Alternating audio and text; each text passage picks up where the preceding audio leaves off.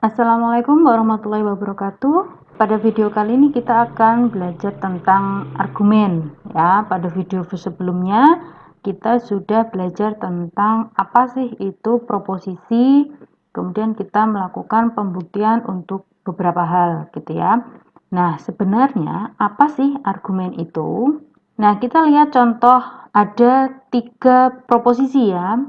Yang pertama adalah jika seseorang orang Indonesia, maka ia belum pernah ke bulan. Yang kedua, Habibie orang Indonesia. Yang ketiga, Habibie belum pernah ke bulan.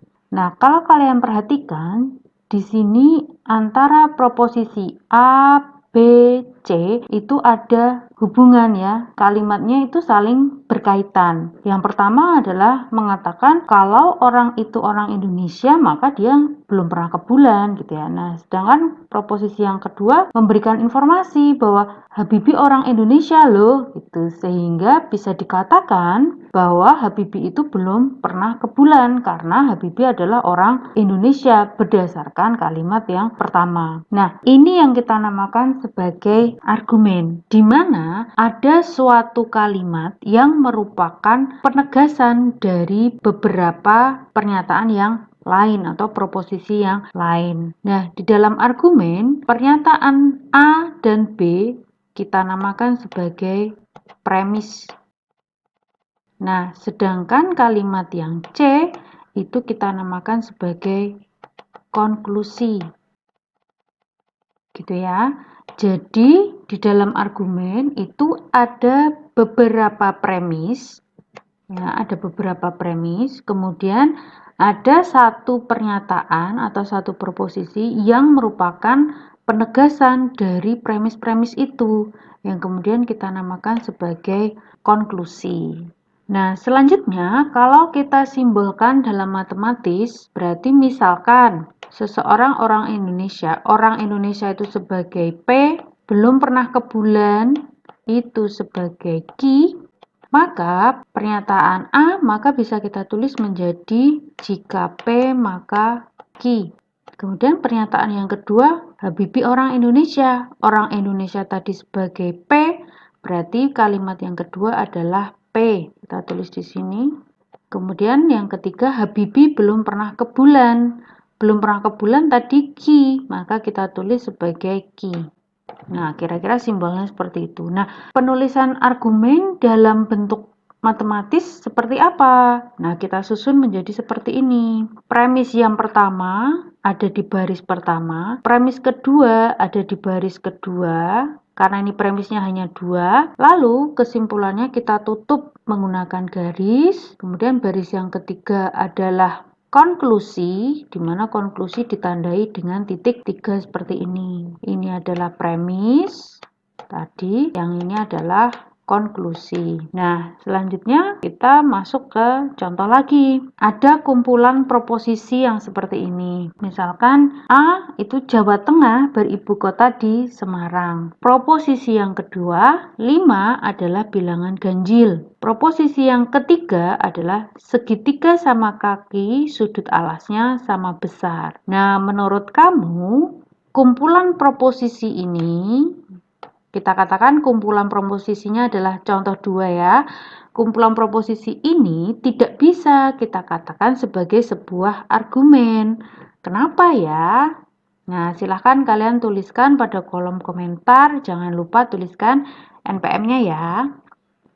Nah, berarti kita bisa simpulkan bahwa definisi dari argumen itu adalah sekumpulan proposisi sedemikian hingga salah satu dari proposisinya ditegaskan atas proposisi lainnya. Proposisi yang ditegaskan tersebut kita namakan sebagai konklusi, sedangkan yang menegaskan itu adalah premis. Nah, kalau kemarin kita belajar tentang proposisi, itu kita nilai kebenarannya dengan benar atau salah, tapi tidak keduanya. Nah, kalau di dalam argumen, kita tidak mengatakan argumen itu benar atau salah, tetapi kita menggunakan predikat sah atau tidak sah. Jadi kita katakan argumennya sah, argumennya tidak sah, gitu ya, bukan menggunakan benar atau salah. Nah, lalu bagaimana caranya menunjukkan argumen itu sah atau tidak sah? Nah, kita pelajari pada kesahan argumen. Nah, suatu argumen itu dikatakan sah jika argumen tersebut itu dinyatakan dalam suatu implikasi sedemikian sehingga premis-premisnya merupakan suatu pendahulu atau anteseden, konklusinya itu merupakan suatu pengikut atau konsekuen, dan implikasinya itu harus merupakan implikasi logis. Implikasi logis kemarin kita sudah belajar bahwa dia berarti ekuivalen dengan benar, atau kalau menggunakan tabel berarti dia harus B semua gitu ya. Ada beberapa hal yang harus kamu fokuskan pada definisi ini. Yang pertama adalah argumen itu kita bentuk ke dalam suatu implikasi ya.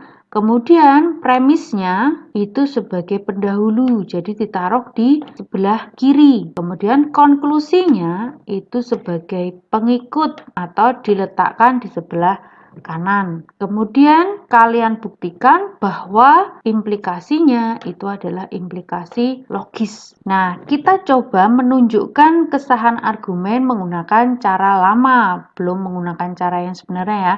Kemarin kita sudah belajar kalau mau menunjukkan implikasi logis itu yang pertama adalah menggunakan tabel kebenaran, dan yang kedua adalah menggunakan bukti formal atau aturan penggantian.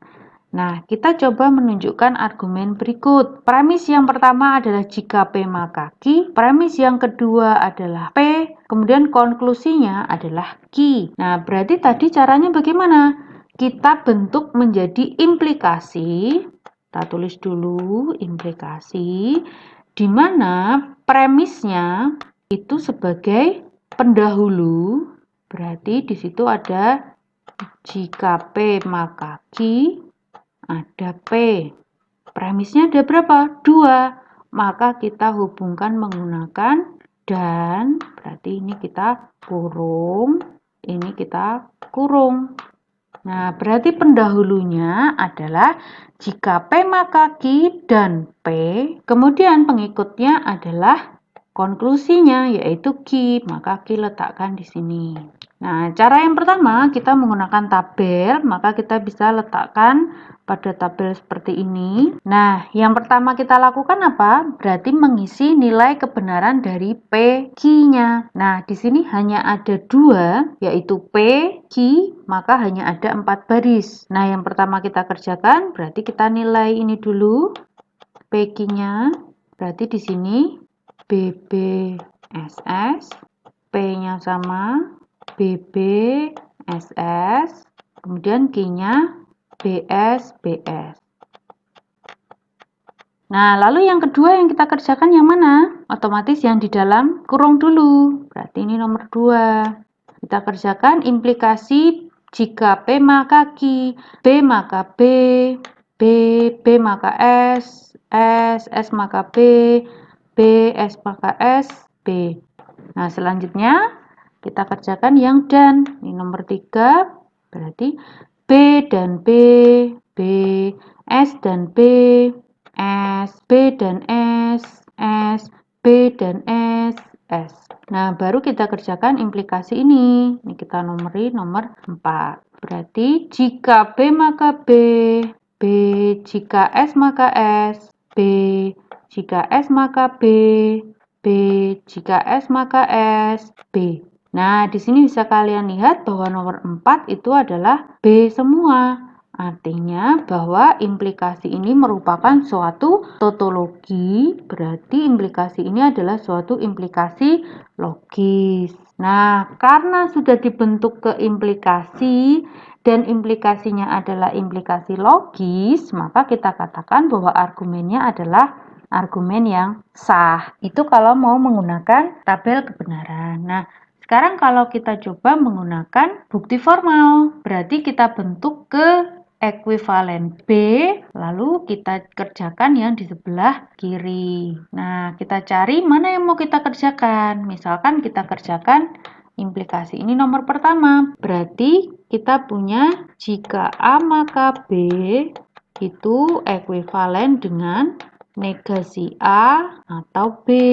Sehingga kalau ini sebagai A, ini sebagai B, maka hasilnya adalah negasi dari jika P maka Q dan P atau Q gitu ya. Hasilnya menggunakan implikasi seperti ini. Nah, lalu kita kerjakan negasinya. Ini nomor 2. Kita kerjakan negasi. Negasi ini milik siapa? Milik konjungsi. Berarti kita gunakan De Morgan sehingga kita punya negasi dari jika P maka Q atau negasi P. Nah, lalu mana yang mau kita kerjakan? Kita bisa kerjakan negasi ini. Ini nomor 3. Ini punya siapa? Implikasi. Berarti kita gunakan negasi implikasi. Kalau jika A maka B itu ekuivalen dengan negasi A atau B, kalau negasinya bagaimana? Negasi dari jika A maka B itu ekuivalen dengan A dan negasi B. Nah, berarti hasilnya adalah P dan negasi Q menggunakan negasi implikasi. Nah, selanjutnya kita kan mau mencari ekuivalen B. Otomatis kita mencoba dekatkan sesuatu dengan negasinya ya. Sehingga kita bisa dekatkan P dengan negasi P, penghubungnya adalah atau. Bisa juga negasi Q ini kita dekatkan dengan Q. Misalkan kita kerjakan yang di dalam kurung, berarti kita mau mendekatkan P dengan negasi P, penghubungnya atau. Nah, di sini di dalam kurung itu ada 3 pernyataan, penghubungnya berbeda. Maka kita gunakan distributif. Nah, dari distributif maka kita dapat P atau negasi P dan Q atau negasi P. Nah, P atau P menggunakan komplement, maka kita dapatkan B. Berarti di sini bisa kita tulis B dan negasi Q atau negasi P atau Q. Nah, selanjutnya B dan sesuatu, maka menggunakan identitas kita peroleh sesuatu itu, yaitu negasi Q atau negasi P. Nah, di sini ada 3 pernyataan, penghubungnya sama, maka kita gunakan asosiatif. Kita dekatkan negasi Q dengan Q. Berarti kita kumpulkan negasi Q atau P. Nah, lalu negasi Q atau Q hasilnya adalah B menggunakan komplement ini tadi. Berarti B atau P dengan menggunakan identitas, maka kita peroleh dia adalah ekuivalen dengan B. Nah, karena ekuivalen dengan B, berarti implikasinya adalah implikasi logis, berarti dia argumennya sah. Itu untuk contoh pertama. Contoh yang kedua, kalau tadi negasi P maka Q, di mana premis keduanya adalah P, di sini premis keduanya adalah Q, konklusinya adalah P. Nah, kita bentuk implikasi sama, lalu kita buat tabelnya. Jadi seperti ini, berarti kita isi lagi, ini 1, di mana P-nya tadi BPSS, ini P-nya BPSS, Q-nya adalah BPSS, ini BPSS. Lalu kita kerjakan, berarti ini nomor 2. Jika B maka B, B jika B maka S, S jika S maka B, B jika S maka S, B. Nah, kemudian B dan B, B, S dan S, S, B dan B, B, B dan S, S ya. Ini nomor 3. Kemudian nomor 4, kita kerjakan jika B maka B, B jika S maka B, B jika B maka S, S jika S maka S, B. Nah, kalian perhatikan bahwa ada satu S di sini. Berarti kadang B, kadang S. Kita namakan sebagai kontingensi. Nah, karena kontingensi, maka implikasinya itu bukan implikasi logis. Nah, karena dia bukan implikasi logis, maka argumennya itu tidak sah. Nah, kalau dia sebuah kontingensi, bisa nggak kita gunakan aturan penggantian atau bukti formal untuk membuktikannya?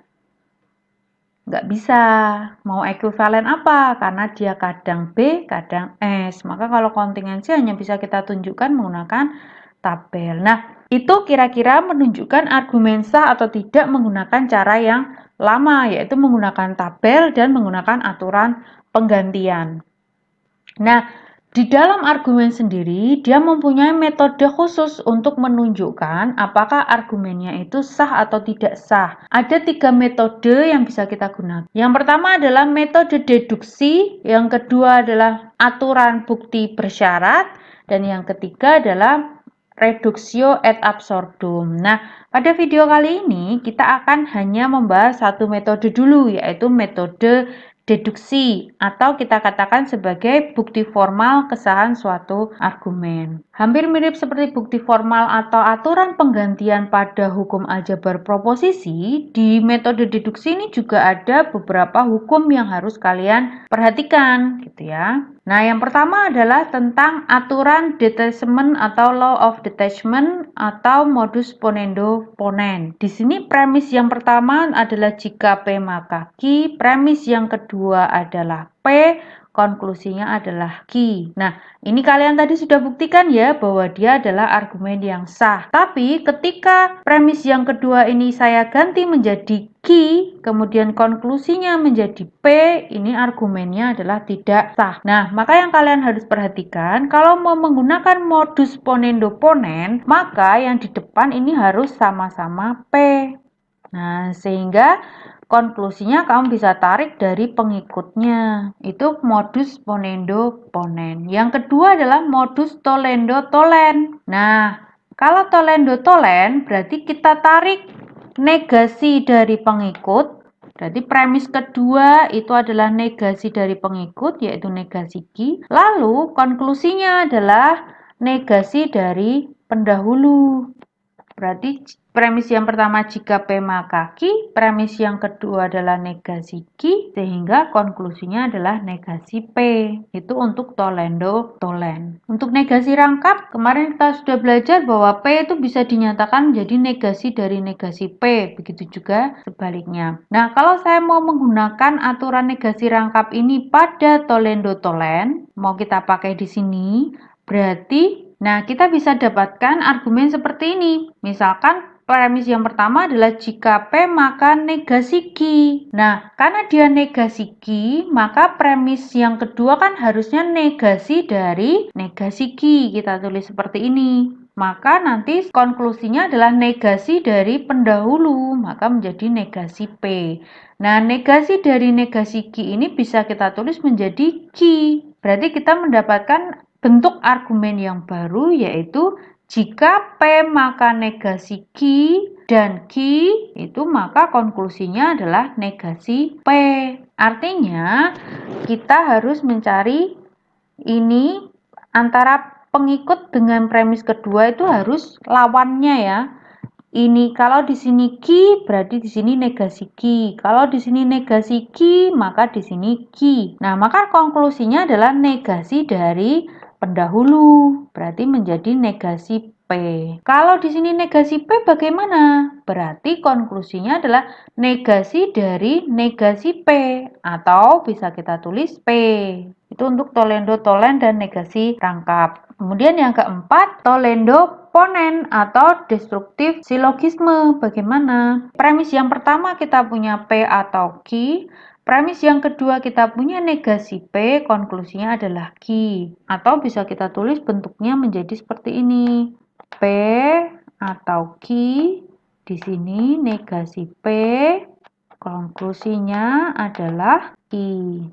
Nah, memaknai modus tollendo ponens itu seperti apa? Kalau premis pertama itu adalah P atau Q, kemudian premis yang kedua adalah negasi salah satunya, negasi salah satu pernyataan tunggalnya, konklusinya adalah pernyataan tunggal yang lainnya. Jadi kalau saya punya P atau Q, premis yang kedua adalah negasi P, konklusinya itu adalah Q. Tapi kalau saya punya P atau Q, premis yang kedua itu adalah negasi Q. Kalau saya tulis di sini, misalkan ini P atau Q, premis yang kedua adalah negasi Q, maka konklusinya adalah pernyataan tunggal yang lainnya. Berarti pernyataan tunggal yang lainnya adalah P. Itu untuk tollendo ponens. Nah, yang kelima adalah aturan penyederhanaan. Di sini kalau kalian punya P dan Q, itu bisa disederhanakan menjadi P saja atau Q saja. Itu untuk aturan penyederhanaan. Ingat, kata hubungnya harus dan. Yang bisa disederhanakan berarti aturannya kata hubungnya hanya dan saja gitu ya. Kalau yang lain tidak bisa disederhanakan. Yang keenam, aturan hipotetik silogisme. Premis yang pertama itu adalah jika P maka Q. Premis yang kedua adalah jika Q maka R. Kesimpulannya adalah jika P maka R. Nah, yang perlu kalian perhatikan adalah pendahulu premis kedua itu harus sama seperti pengikut di premis yang pertama. Kalau di sini Q, maka di sini harus Q. Di sini negasi Q, berarti di sini juga harus negasi Q. Di sini A dan B, berarti di sini juga A dan B. Begitu juga seterusnya. Nah, kalau sudah sama, maka kalian bisa tarik kesimpulannya adalah pendahulu dari premis pertama diimplikasikan dengan pengikut untuk premis yang kedua. Yang ketujuh, aturan eksportasi. Kemarin kita sudah belajar. Importasi berarti kebalikannya. Kemudian aturan kemustahilan. Q dan negasi Q itu kan salah. Jika P maka salah, itu masih SB. Nah, supaya argumennya benar, maka itu negasi P. Sehingga kalau bertemu jika P maka Q dan negasi Q, maka konklusinya adalah negasi P. Yang ke-10 adalah aturan penambahan. Kalau kita hanya punya pernyataan P saja, itu bisa kita tambahkan dengan pernyataan yang lain. Caranya menambahkan, kita gunakan penghubung atau. Kemudian ini ditambahkan dengan Q. Bisa juga ditambahkan yang lain. Asal kata hubungnya adalah atau. Nah, yang sering kebalik-balik adalah aturan penambahan dengan aturan penyederhanaan. Kalau aturan penyederhanaan, itu pernyataannya adalah pernyataan majemuk yang penghubungnya adalah dan, lalu kita sederhanakan salah satunya.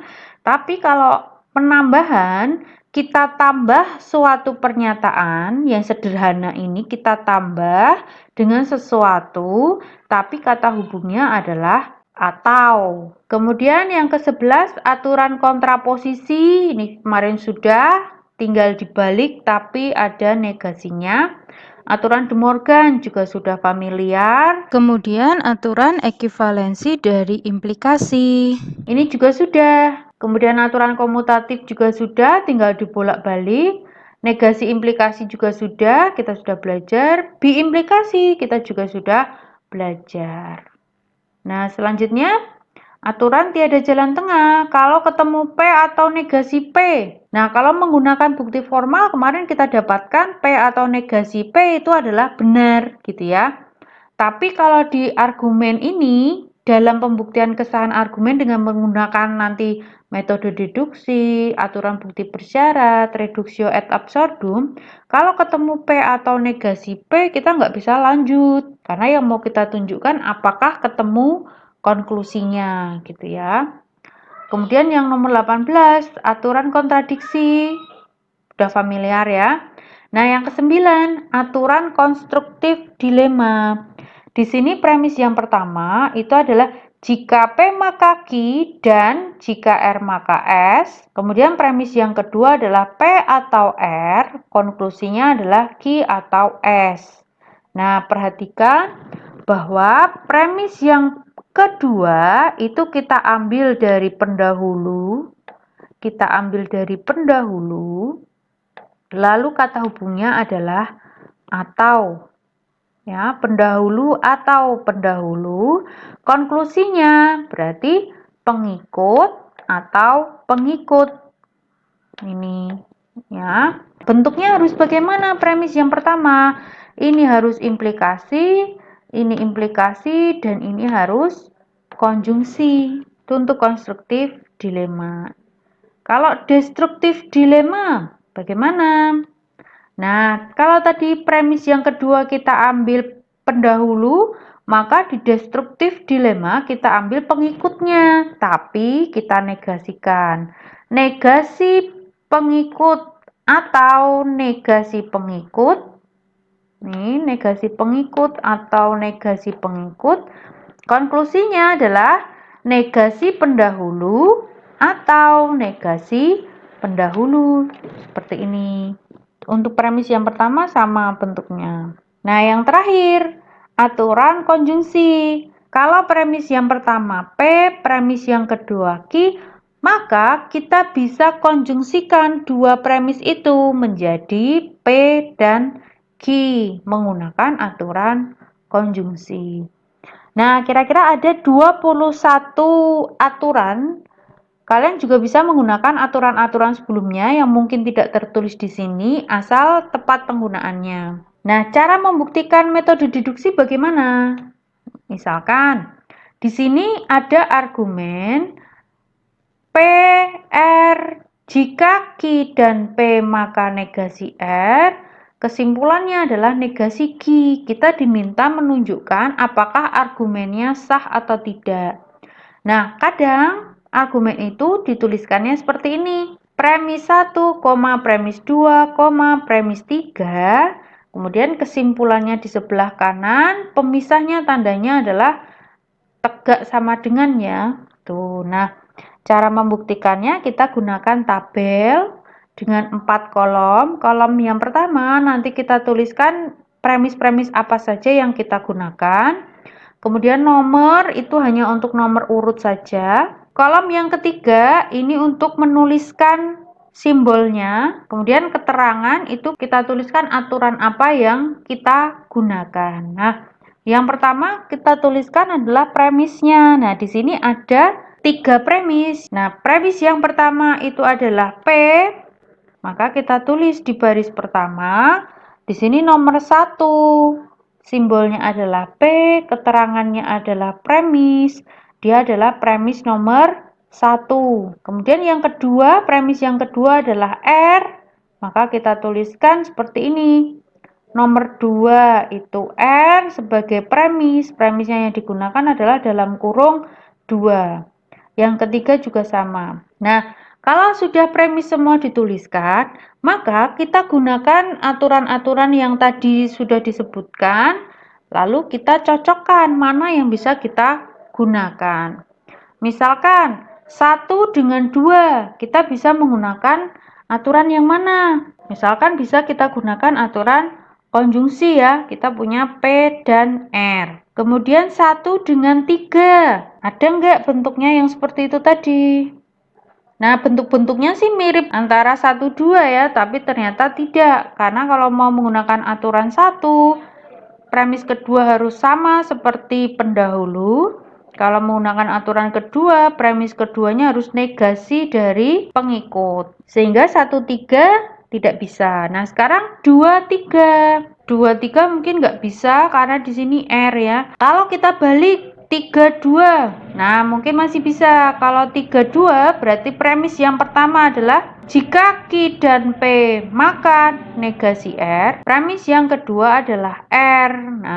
Nah, berarti menggunakan ini. Premis yang kedua adalah negasi dari pengikut premis yang pertama. Kita gunakan tolendo tolen. Nah, berarti nomor 4 kita tuliskan. Mana tadi yang kita kerjakan? Yaitu 3 dengan 2. Berarti kita tuliskan 3 dan 2 modus tolendo tolen. Hasilnya apa? Tadi negasi dari pendahulu. Berarti kita tuliskan negasi dari Q dan P. Premisnya apa yang kita pakai? Kita lihat nomornya ini. Nomornya adalah 3 dan 2. Nomor 3 itu premisnya 3, nomor 2 itu premisnya 2. Berarti di premis yang dipakai pada nomor 4 itu adalah 2,3. Nah, selanjutnya 4 ini bisa kita kerjakan tanpa menggunakan yang lain ya. 4 bisa kita kerjakan dengan apa? Dengan De Morgan, yaitu kita punya negasi Q atau negasi P. Ini nomor 4. Nomor 4 itu premisnya berapa? 2, 3. Berarti di sini masih kita tulis sebagai 2, 3. Nah, selanjutnya 5. 5 ini bisa kita kerjakan dengan siapa? Kita coba 5 dengan 1, 5 dengan 2, 5 dengan 3. Tapi di sini premis yang belum kita gunakan 1. Kita coba 5 dengan 1. Kita punya negasi Q atau negasi P, premis yang kedua adalah P. Nah, rasa-rasanya kita bisa gunakan metode Tollendo-Ponen. Nah, dari aturan Tollendo-Ponen, berarti kalau kita punya negasi Q atau negasi P, kemudian premis yang kedua adalah P. Di sini kita punya dua pernyataan penghubungnya atau, kemudian premis yang kedua adalah negasi dari salah satu pernyataan, yaitu negasinya negasi P kan, P itu, maka konklusinya itu adalah pernyataan yang lain. Pernyataan yang lainnya adalah negasi Q, maka konklusinya adalah negasi Q. Sehingga nomor 6 kita bisa tulis 5 dan 1 Tollendo-Ponen. Kesimpulannya adalah negasi Q. Nah, 5 dan 1, 5-nya ini kita menggunakan premis 2, 3. Satunya adalah premis 1. Berarti nomor 6 kita tulis menjadi 1, 2, 3. Nah, sudah selesai belum tahapan yang kita kerjakan ini? Yang kita cek adalah apakah baris terakhir ini itu sudah merupakan konklusinya. Nah, kita lihat ternyata konklusinya adalah negasi Q.